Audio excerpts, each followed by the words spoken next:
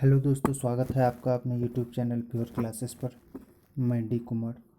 दोस्तों, आज हम टॉप 20 क्वेश्चन लेकर के आए हुए हैं जो कि आपका एनटीपीसी के लिए काफ़ी लाभदायक है। इसके पहले हम लोग आज का मोटिवेशनल कोट्स देखेंगे कि आज का मोटिवेशनल कोट्स क्या है। चलिए, मोटिवेशनल कोट्स है आपका, संघर्ष के मार्ग पर जो भीड़ चलता है, संघर्ष के मार्ग पर जो भीड़ चलता है वो ही इस संसार को बदलता है। जिसने अंधकार, मुसीबत और खुद से जंग जीती, सूर्य बनकर वही निकलता है। तो इसी के साथ हम लोग चलते हैं अपने क्वेश्चन की ओर और देखते हैं आज का पहला क्वेश्चन क्या है। आज का पहला क्वेश्चन है, स्विमिंग पूल के जल से संक्रमण न फैले इसलिए उसमें किस रसायन का प्रयोग किया जाता है। तो देखिए, इसका जो आंसर होगा वो आपका क्लोरीन होगा कि स्विमिंग पूल के जल से संक्रमण न फैले इसलिए उसमें किस रसायन का प्रयोग किया जाता है, क्लोरीन। चलिए, अगर हम क्लोरीन की बात करते हैं तो क्लोरीन का खोज किसने किया था, तो सीले ने किया था। सीले ने क्लोरीन का खोज किया था। और क्लोरीन है क्या, तो एक रासायनिक तत्व है जिसकी परमाणु संख्या कितनी है, 17 है, तथा संकेत इसका क्या है, तथा संकेत इसका Cl है।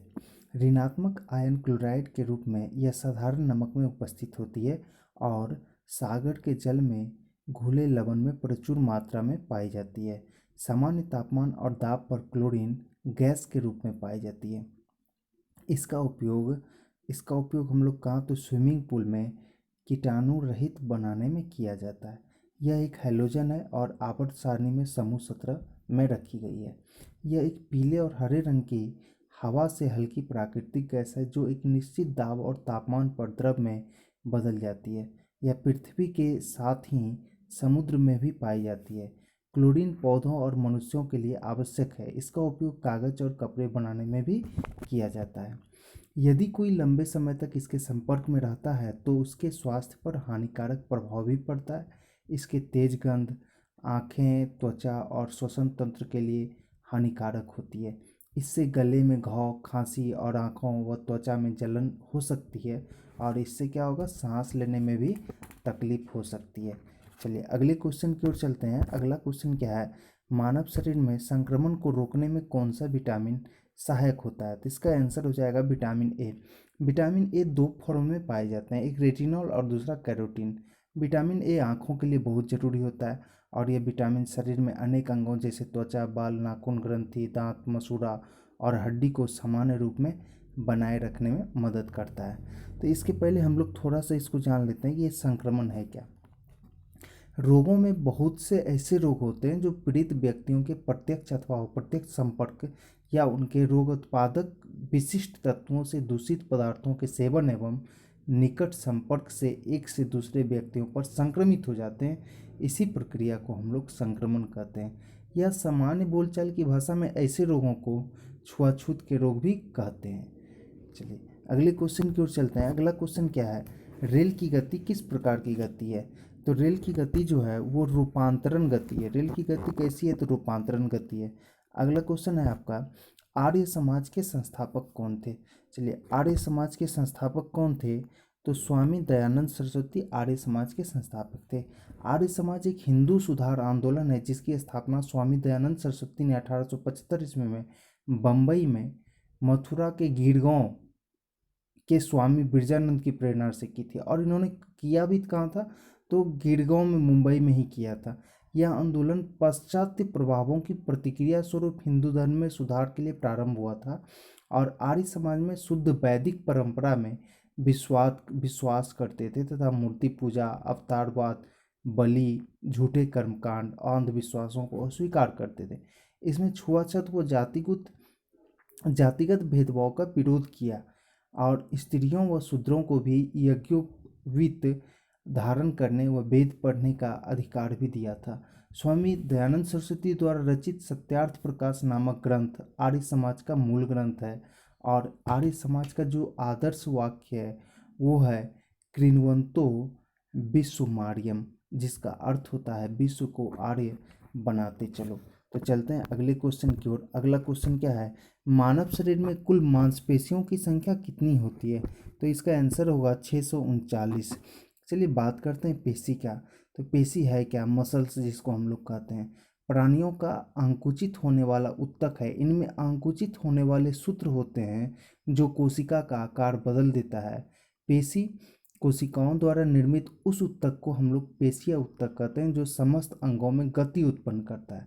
इस उत्तक का निर्माण करने वाली कोशिकाएं विशेष प्रकार की आकृति और रचना वाली होती है। मनुष्य के शरीर में 40% भाग पेशियों का होता है। मानव शरीर में 639 मांसपेशियां पाई जाती है। इनमें से 400 पेशियां रेखित होती है और शरीर में सर्वाधिक पेशियां पीठ में पाई जाती है। पीठ में 180 पेशियां पाई जाती है और कहा जाता है पेशियां 3 प्रकार की होती है: ऐच्छिक मांसपेशियां, अनैच्छिक मांसपेशियां और हृदय मांसपेशियां। चलिए अगले क्वेश्चन की ओर चलते हैं। अगला क्वेश्चन है 73वें संविधान संशोधन का अभिपालन करने वाला पहला राज्य कौन था? तो इसका आंसर हो जाएगा मध्य प्रदेश। मध्य प्रदेश 73वें संविधान संशोधन अधिनियम को लागू करने में संपूर्ण भारतवर्ष में सबसे अग्रणी राज्य के रूप में सामने आया। चलिए और बात करते हैं कि भारतीय संविधान में 73वां संविधान संशोधन ने एक नया भाग 9 सम्मिलित किया और इसको पंचायत के नाम से उल्लेखित किया था और यह अनुच्छेद 243 से 243 जीरो के प्रावधान सम्मिलित किए गए। इस कानून ने संविधान में एक नई 11वीं अनुसूची भी जोड़ी। इसमें पंचायतों की 29 कार्यकारी विषय वस्तु है। चलते हैं हम लोग अगले क्वेश्चन की ओर। अगला क्वेश्चन है आपका संविधान की व्याख्या कौन करता है? तो संविधान की व्याख्या कौन करता है? तो न्यायपालिका जो है संविधान की व्याख्या करता है। हम बात करते हैं कि संवैधानिक व्याख्या का अभिप्राय है क्या? संविधान के अर्थ या अनुप्रयोग से संबंधित विवादों को हल करने के प्रयास के रूप में संविधान के विभिन्न प्रावधानों की विवेचना करने से है ताकि प्रावधानों के दायरे को विस्तृत किया जा सके। जाहिर है कि संविधान कोई जड़ दस्तावेज नहीं होता बल्कि वह एक गतिशील दस्तावेज है जो समाज की बदलती आवश्यकताओं को पूरा करने के लिए समय के साथ विकसित और बदलता रहता है। चलिए अगले क्वेश्चन की ओर हम लोग चलते हैं। अगला क्वेश्चन है आपका स्मैश कप किस खेल से संबंधित है? इसका आंसर होगा लॉन टेनिस। तो हम लोग पहले बात करते हैं टेनिस का। तो टेनिस के बारे में हम लोग बात करते हैं कि टेनिस जो है ये टेनिस का शुरुआत कब हुआ? तो देखिए इतिहासकार टेनिस का खेल मूल 12वीं शताब्दी के उत्तर फ्रांस में मानते हैं जहां एक खेल गेंद को हाथ की हथेली के साथ मार कर खेला जाता था। उस समय खेल को जियो दी पौमे अर्थात हथेली का खेल कहा जाता था। रैकेट 16वीं सदी में प्रयोग में आया और खेल को टेनिस कहा जाने लगा। पुरानी फ्रांसीसी शब्द टेनिस से जो पकड़ ले के रूप में अनुदित किया जा सकता है। यह इंग्लैंड और फ्रांस में लोकप्रिय था। हालांकि खेल केवल घर के अंदर खेला जाता था जहां गेंद दीवार से मारी जा सकती थी। उसके बाद टेनिस खेल इंडोर यानी छत के नीचे हुआ करता था। इंग्लैंड में 19वीं शताब्दी के अंतिम वर्षों में लॉन टेनिस यानी छत से बाहर उद्यान में खेले जाने वाले का जन्म हुआ और बाद में सारे विश्व में लोकप्रिय हुआ। आज यह खेल ओलंपिक में शामिल है और विश्व के सभी प्रमुख देशों के करोड़ों लोगों में काफ़ी लोकप्रिय है। टेनिस की विश्व स्तर पर 4 प्रमुख स्पर्धाएं होती है जिन्हें ग्रैंड स्लैम कहते हैं और हर साल जनवरी में ऑस्ट्रेलिया की ऑस्ट्रेलियन ओपन, मई में फ्रांस की फ्रेंच ओपन और उसके 2 हफ्ते बाद लंदन की विंबलडन और सितंबर में अमेरिका में होने वाली स्पर्धा को अमेरिकन ओपन और उसको संक्षेप में यूएस ओपन कहा जाता है। विंबलडन एक घास के कोर्ट पर खेला जाता है, फ्रेंच ओपन मिट्टी के आंगन पर खेला जाता है और यूएस ओपन ऑस्ट्रेलियन ओपन का मिश्रित कोर्ट में खेला जाता है। यानी इसको हम लोग मिश्रित कोर्ट में खेलते हैं। और यूएस ओपन की बात करें तो 1881 में यूएस ओपन, 1891 में फ्रांच ओपन और 1905 में ऑस्ट्रेलियन ओपन शुरू हुआ था। अब विंबलडन ओपन जो हुआ था वो 1877 ईस्वी में शुरू हुआ था। चलिए हम लोग अगले क्वेश्चन की ओर चलते हैं। अगला क्वेश्चन क्या है कि लाभ की पद का निर्णय कौन करता है? तो देखिए लाभ के पद का निर्णय कौन करता है? तो यहाँ पर आपका ए और बी दोनों हो जाएगा। देखिए कोई पद संसद अथवा विधानमंडलों में सदस्यता की निहरता हेतु लाभ का पद है या नहीं है, इसका निर्णय अनुच्छेद 102 के अंतर्गत केंद्र में संसद और अनुच्छेद 191 के अंतर्गत राज्यों में राज्य विधानमंडल करेंगे। और कोई व्यक्ति जो संसद अथवा विधानमंडल की सदस्यता से लाभ के पद के आधार पर निहत घोषित किया गया है वह अपने लाभ के पद के कारण निहत है या नहीं है, इसका निर्णय केंद्र में अनुच्छेद 103 के अनुसार निर्वाचन आयोग की सलाह पर राष्ट्रपति करेगा और राज्यों में अनुच्छेद 192 के अनुसार राज्य निर्वाचन आयोग की सलाह पर राज्यपाल करेंगे। और लाभ का पद से तात्पर्य क्या है तो वो भी जान लेते हैं। अगर कोई सांसद विधायक किसी लाभ के पद पर आसीन पाया जाता है तो सांसद या संबंधित विधानसभा में उसकी सदस्यता को अयोग्य करार दिया जा सकता है। केंद्र सरकार द्वारा जारी अधिसूचना के अनुसार किसी भी विधायक द्वारा सरकार में ऐसे लाभ के पद को हासिल नहीं किया जा सकता जिसमें सरकारी भत्ते या अन्य शक्तियां मिलती है। चलिए अगले क्वेश्चन की ओर चलते हैं। अगला क्वेश्चन है, राज्यसभा के सदस्य होते हैं तो राज्यसभा के सदस्य होते हैं कैसे होते हैं तो अप्रत्यक्ष निर्वाचित और मनोनीत होते हैं। तो हम लोग समझते हैं अप्रत्यक्ष निर्वाचन है क्या। निर्वाचन की वह पद्धति जिसमें किसी पद के लिए प्रत्याशी का चुनाव सीधे मतदाता नहीं करते बल्कि मतदाता उन लोगों का चुनाव करते हैं जो अंततः उन पदों के लिए प्रत्याशियों का चुनाव करेंगे। यह पद्धति चुनाव की सबसे पुरानी पद्धतियों में से एक है और बहुत से देशों के उच्च सदनों के लिए यह तथा राष्ट्रपति का चुनाव अप्रत्यक्ष ही होता है उच्च सदन के लिए। अगर हम बात करते हैं प्रत्यक्ष चुनाव प्रणाली की तो जब मतदाता अपने उम्मीदवार या प्रतिनिधि प्रत्यक्ष रूप से वोट डालकर चुनते हैं तो उसे प्रत्यक्ष चुनाव प्रणाली कहते हैं। चलिए अगले क्वेश्चन की ओर चलते हैं। अगला क्वेश्चन है, हजरत आला की उपाधि किस बादशाह को दी गई थी।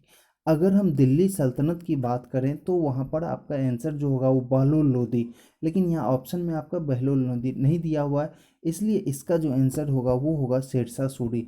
बंगाल के शासक नुसरत शाह को पराजित करने के उपरांत सन 1529 ईस्वी में शेर खान ने हजरत आला की उपाधि ग्रहण की थी। चलिए अगले क्वेश्चन की ओर चलते हैं। अगला क्वेश्चन क्या है, 100 वर्षीय युद्ध किसके बीच शुरू हुआ था। तो 100 वर्षीय युद्ध जो हुआ वो इंग्लैंड और फ्रांस के बीच शुरू हुआ था जो कि 1337 से 1453 ईस्वी तक चला हुआ था। चलिए अगला क्वेश्चन है आपका, ऐसे तत्व जिनमें धातु और अधातु दोनों के गुण पाए जाते हैं वो क्या कहलाते हैं। तो वो आपका क्या कहलाएगा, उपधातु। उपधातु क्या है, वे तत्व जिनमें धातु और उपधातु दोनों, धातु और अधातु दोनों के गुण होते हैं उसको हम लोग उपधातु कहते हैं।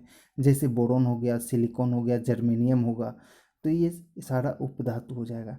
चलिए अगले क्वेश्चन की ओर चलते हैं। जैतून की खेती क्या कहलाती है। देखिए जैतून की खेती क्या कहलाती है तो ओलिवी कल्चर कहलाती है। जैतून का अंग्रेजी नाम ही ओलिव है और इसका वानस्पतिक नाम जो है ओलेआ एउरोपैया है। तो इसकी बात करें तो ये यूनान के एटिका प्रांत के पहाड़ियों में चुनेदार चट्टानों द्वारा बनी हुई मिट्टी में जैतून के वृक्ष सर्वप्रथम पैदा किए गए थे। अब तो भूमध्य सागर के आसपास के देशों जैसे स्पेन हो गया, पुर्तगाल हो गया, टर्की हो गया, ट्यूनीशिया हो गया, भली भांति पैदा किए जाते हैं। तो और हम कुछ बात कर लेते हैं यहाँ पर एपी कल्चर की बात करते हैं। तो एपी कल्चर क्या है, मधुमक्खी पालन का अध्ययन। उसके बाद जो सेरीकल्चर है, रेशम कीट पालन का अध्ययन। उसके बाद विटीकल्चर जो है वो किससे है तो अंगूर की खेती से संबंधित है। चलिए अगले क्वेश्चन की ओर चलते हैं। अगला क्वेश्चन क्या है, मूत्र में शर्करा का परीक्षण किया जाता है तो इसका दोनों परीक्षण होता है। चलिए जानते हैं क्या है दोनों परीक्षण, बेनेडिक्ट परीक्षण और फेलिंग परीक्षण। तो ये बेनेडिक्ट परीक्षण में रीजेंट का मतलब वो अभिकर्मक के रूप में बेनेडिक्ट बिलियन का प्रयोग किया जाता है। बेनेडिक्ट अभिकर्मक सोडियम कार्बोनेट, सोडियम साइट्रेट और कॉपर सल्फेट पेंट्राहाइड्रेट का संयोजन है। फेलिंग परीक्षण में क्या होता है, फेलिंग बिलियन ए और फेलिंग बिलियन बी का रिजेंट मतलब अभिकर्मक के रूप में इस्तेमाल किया जाता है। अब फेलिंग बिलियन ए नीले रंग वाले कॉपर सल्फेट और जलीय बिलियन होता है, जबकि फेलिंग बिलियन बी सोडियम पोटेशियम टार्ट्रेट का स्पष्ट रंगहीन जलीय बिलियन होता है।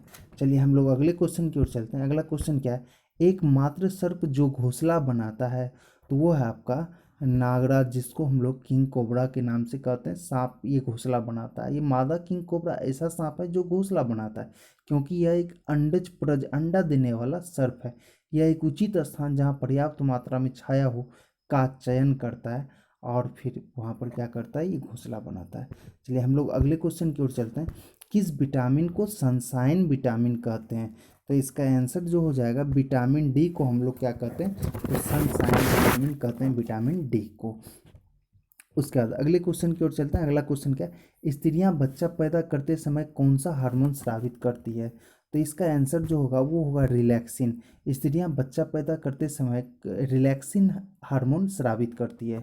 यहाँ पे हम लोग कुछ और देख लेते हैं। चलिए पहले आपका प्रोलैक्टिन है। प्रोलैक्टिन क्या होता है? एक बच्चे के जन्म के बाद स्तनपान कराने के लिए यह हार्मोन महिला में पिट्यूटरी ग्रंथि द्वारा रिलीज होता है, जिससे महिला स्तनपान कराने में सक्षम बनती है। और गर्भावस्था के दौरान प्रोलैक्टिन हार्मोन के स्तर में वृद्धि हो जाती है। उसके बाद देखिए टेस्टोस्टेरोन है। टेस्टोस्टेरोन क्या है? यह एक पुरुष सेक्स हार्मोन है।